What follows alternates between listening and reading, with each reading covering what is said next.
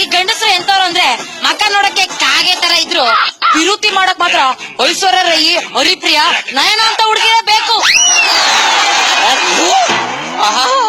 ನೀವೇ ಹುಡುಗಿರು ಸಂತೆಲ್ ಬರೋ ಸುಣ್ಣುತ್ತರ, ನಿಮ್ಗೆ ಸುದೀಪು, ದರ್ಶನ್, ಪ್ರವೀಣ್ ಅಂತ ಮಾಯಿಕ್ ಹುಡುಗರ ಬೇಕಾ?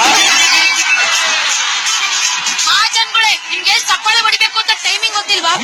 ನಾವು ಮಹಿಳೆಯರು ಮದ್ವೆಗಕ್ ಮುಂಚೆ ಈ ತರ ಆಸೆಗಳೆಲ್ಲ ಸಹಜ. ಆದ್ರೆ ಮದ್ವೆ ಮಾಡ್ಕೊಂಡ್ಮೇಲೆ ನಾವು ನಿಯತ್ತಾಗಿರ್ತೀವಿ. ಅದೇ ನಿಯತ್ತು ಈ ಗಂಡಸರಿಗಿರಲ್ಲ. ನಿಮ್ಗೆ ಇನ್ನೊಂದು ವಿಷಯ ಗೊತ್ತಿಲ್ಲ.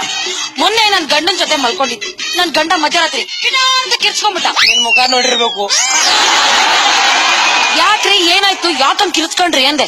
ಏನೋ ಕೆಟ್ಕಂದ್ ಬಿತ್ತಮ್ಮ ಅದಕ್ಕೆ ಅಂದ. ಜಾಗ ಚೇಂಜ್ ಮಾಡಿ ಮಲ್ಕೊಳ್ಳಿ, ಒಳ್ಳೆ ನಿದ್ದೆ ಬರುತ್ತೆ ಅಂದೆ. ಬೆಳಗ್ಗೆ ಎದ್ದು ನೋಡ್ತೀನಿ ನನ್ ಗಂಡ ನನ್ ಪಕ್ಕದಲ್ಲಿಲ್ಲ. ಎಲ್ಲಿ ಅಂತ ಹುಡುಕ್ತಾ ಹೋದ್ರೆ ಎದುರುಗಡೆ ಮನೆಯಿಂದ ಬರ್ತಾ ಇದ್ದಾನೆ ಆಚೆ ನನ್ ಗಂಡ. ಏನ್ ಟೈಮಿಂಗ್ಸು? ನೀವೇನ್ ಹುಡುಗಿರ ನೇತಾ? ಯಾರ ಹತ್ರ ಹೇಳ್ದಿರೋ ಒಂದು ರಹಸ್ಯ ನಿಮ್ಮ ಹತ್ರ ಹೇಳ್ತಾ ಇದ್ದೀನಿ. ಯಾರಿಗೂ ಹೇಳ್ಬಾರ್ದು, ಪ್ರಾಮಿಸ್ ಮಾಡಿ.